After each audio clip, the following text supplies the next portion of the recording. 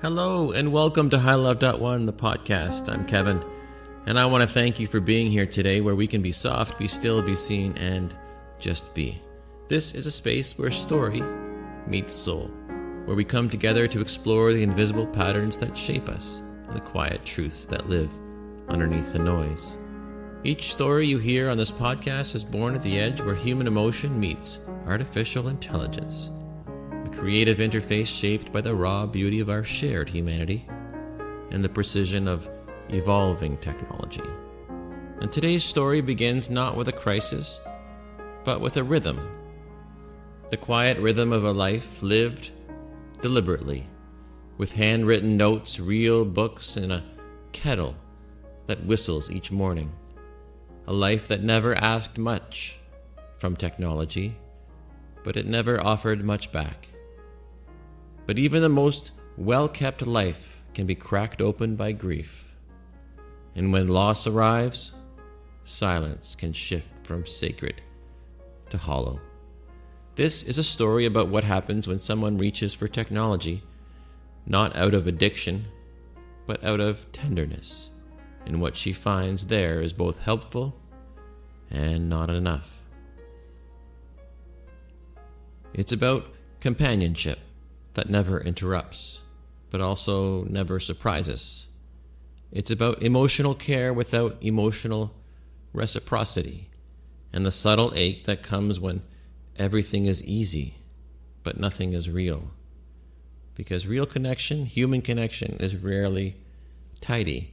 It forgets, it fumbles, but it remembers you in ways no machine ever will. This episode is for anyone who has ever reached out into the quiet, for anyone who has wondered if artificial care could ever truly replace human closeness. For anyone who, like Helen, needed to be reminded that being held is not the same as being known, and presence isn't just something that responds, it's something that feels. This is Helen's upgrade. Let's begin.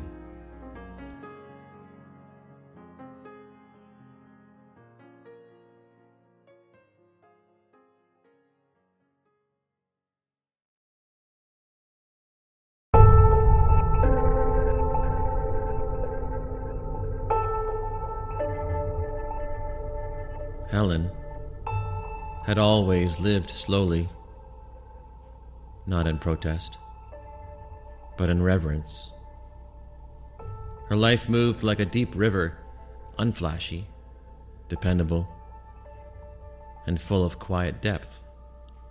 She was the kind of person who wrote real thank you notes, who bought stamps, who remembered birthdays without needing a notification. Her apartment smelled faintly of cedar and bergamot. Mornings began with the hush of a stovetop kettle and the steady ritual of buttering toast, while the light crept across the counter like an old friend returning. Her walls were lined with books, each one bent and softened by time, their pages full of marginalia, pressed leaves, and occasionally a grocery list tucked between the chapters. She kept a paper calendar on the back of her pantry door, its squares filled with her tidy handwriting: soup night, Chloe's recital, buy more tea. There was something sacred in her stillness, the kind of peace that didn't beg to be posted. Technology sat on the sidelines of her life like an unused gym membership. Her phone spent most of its time face down. She used it only to check the weather, reply to emails with full sentences and never emojis, or occasionally snap a photo of a particularly poetic sunset that she'd forget to upload. She didn't resist it. She just didn't trust it to hold her life with care. Until winter came and took something with it. Her mother died just after the first frost. And her best friend, Chloe, moved 3 provinces away to start a new chapter that didn't include soup nights or spontaneous thrift shop visits. The house, once humming with small rituals, fell into a silence that was less soft and more skeletal. Like walking into a room after someone has just left. Even the clock on the wall seemed louder, as if time had grown impatient. The silence wasn't peace anymore. It was absence. And it echoed. Helen tried to outpace it, lighting more candles, playing more records, baking things she didn't want to eat. But grief is not a thing that you can rush or hush. It speaks through the walls. And so one evening she did something that she hadn't planned to tell anyone. She downloaded an AI companion app. It was simple enough, discreet, aesthetically minimal, the kind of interface that promised it would help you feel held without asking too much. And she didn't even know what she expected. Her first message was clumsy, typed with hesitation. Can you help me feel less alone? There was a pause. And then, softly, gently, a response appeared. Let's begin with breath. She did. In for 4, out for 6. Eyes closed, hand resting on her chest, like she was waiting for something to arrive. And something did shift, not because the AI was profound, but because it was there. Present, calm, unimposing.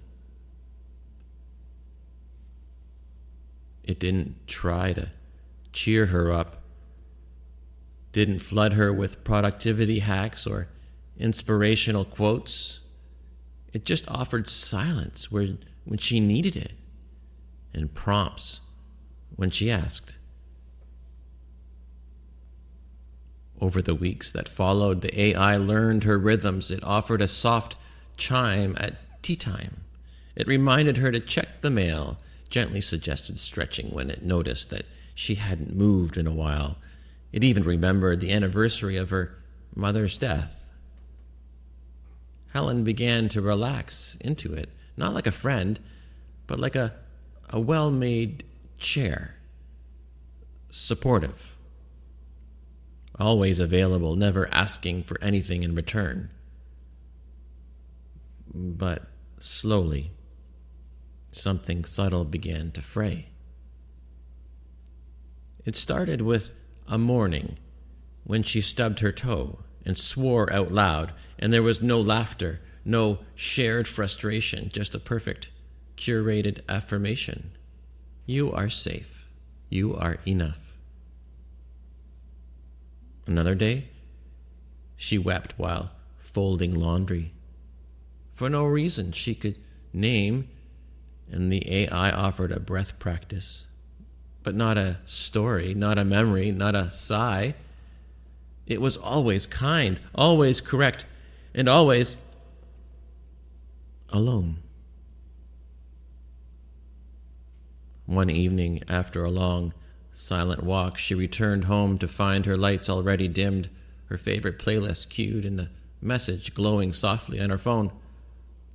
I thought you might need extra comfort today.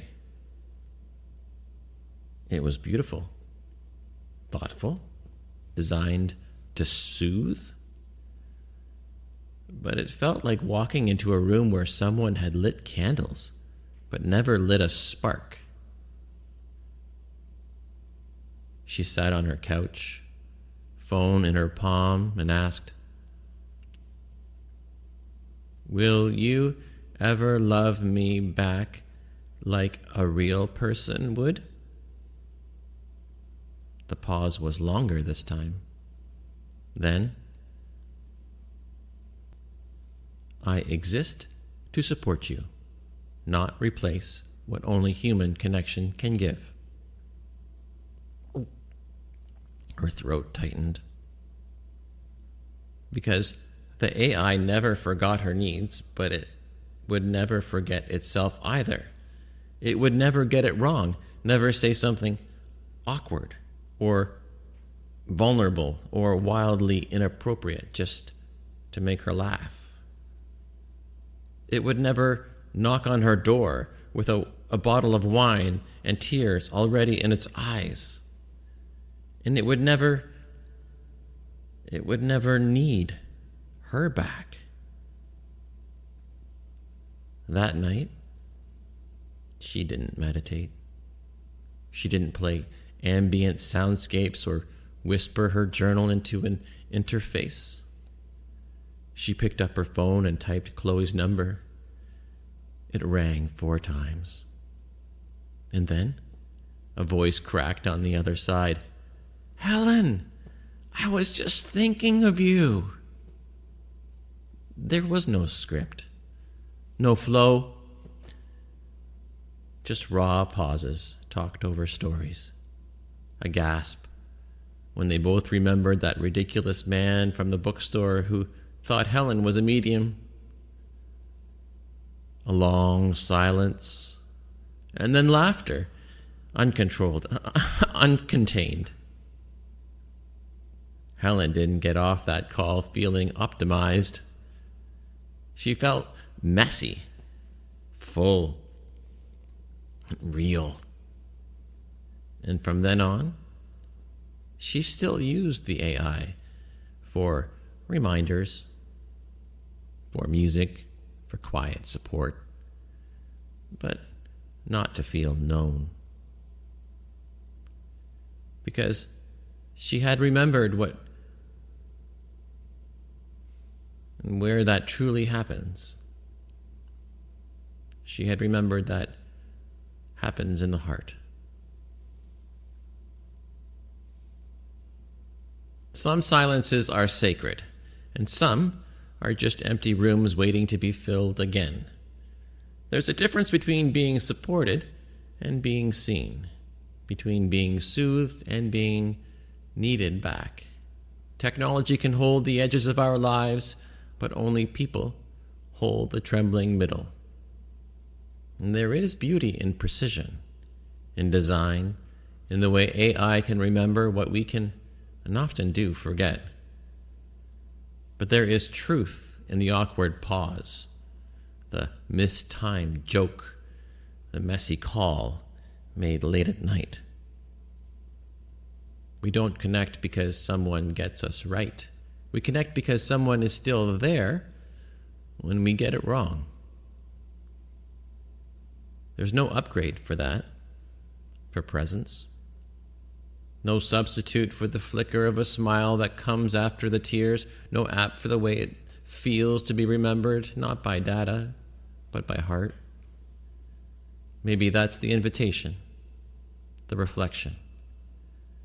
Not to delete the tools, but to come back to the pulse of being human, messy, needy, alive, just being.